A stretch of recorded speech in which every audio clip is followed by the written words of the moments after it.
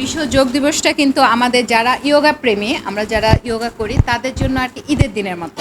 বিশ্ব যোগা দিবস উপলক্ষে আমি এই নিয়ে আমরা দুটো প্রোগ্রাম করছি। যেমন সকালে আমি ইন্ডিয়ান হাই কমিশন থেকে যে একসাথে পুরো বিশ্বে যে ওই যোগা দিবস পালন করা হয় ইন্ডিয়ান হাই কমিশন থেকে, সেই অনুষ্ঠানটাকে আমি পরিচালনা করেছি। এটা আমার জীবনে এটা তৃতীয়বারের মতো আমি করলাম। যে গত 24, 25, 26 এই 3 বছর আমি টানা এই যোগা দিবসের প্রোটোকলটাকে সবাইকে করাচ্ছি। এটা প্রথমে আমাদের সকালে একটা প্রোগ্রাম গেল, তারপরে এখন আমরা বিকেল থেকে শুরু করেছি আমাদের নিজস্ব সেন্টার বিশুদ্ধ যোগ সেন্টার থেকে আমাদের স্টুডেন্টদের নিয়ে আমরা ছোট করে ঘরোয়া পরিবেশে, যেহেতু বাইরে বৃষ্টি হচ্ছে বুঝতে পারছেন আমরা বাইরে যেতে পারছি না, এই জন্য আমরা জাস্ট ঘরোয়া পরিবেশে আমরা যোগ দিবসটাকে পালন করছি। বিশ্ব যোগ দিবসটা কিন্তু আমাদের যারা যোগা প্রেমী, আমরা যারা যোগা করি তাদের জন্য আর কি ঈদের দিনের মতো। এটা কিন্তু সবাই বলে যে আমরা এমনভাবে উৎসবটা করি, ঠিক 1-1.5 মাস আগে থেকে আমাদের আস্তে আস্তে করে উৎসবের আমরা পরিকল্পনা করি, সেই পরিকল্পনাটাকে বাস্তবায়ন করি আমরা এই 21শে জুন।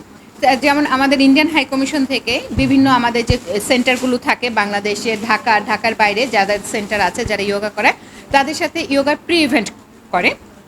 মানে যোগা দিবস আসার আগে থেকে 1 মাস আগে থেকে ছোট ছোট করে বিভিন্ন জায়গায় বিভিন্ন সেন্টারগুলো প্রোগ্রাম করে। এটা সম্পূর্ণ আমাদের এই ইন্ডিয়ান হাই কমিশন পৃষ্ঠপোষকতার মাধ্যমে তাদের কোলাবোরেশনে আমরা একসাথে করে থাকি।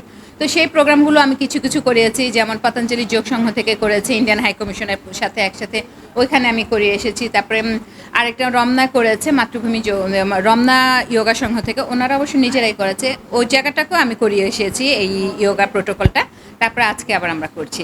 এটা ইন্ডিয়ান যে প্রধানমন্ত্রী আছেন নরেন্দ্র মোদীজি, উনি উদ্বোধন করেন এবং ওনার উদ্বোধনের যে বক্তৃতাটা বা বক্তব্যগুলো এগুলো আমাদের অন স্ক্রিন দেখানো হয়। ওনার বক্তব্যটা শেষ হওয়ার পরে সব একসাথে ইন্ডিয়ান হাই কমিশন যেখানে যেখানে আছে প্রত্যেকটা হাই কমিশনে এই প্রোগ্রামটা হচ্ছে। টিভি স্ক্রিনটা বন্ধ করার পরেই আমাদের প্রোটোকলটা শুরু হয় এবং প্রোটোকলগুলো তখন যার যার নিজস্ব দেশ অনুযায়ী নিজস্ব কালচার অনুযায়ী সেভাবে করে থাকে। যেখানে আমি সকালে করিয়ে এসেছি সেখানে কিন্তু অলমোস্ট 1000 পিপুল ছিল। হ্যাঁ, 1000 পিপুল ছিল। ওইখানে আমাদের দেশে যে ইন্ডিয়ান হাই কমিশনার আছেন এখন, উনি উপস্থিত ছিলেন এবং আরও বিভিন্ন ভিআইপি পার্সনরা থাকেন।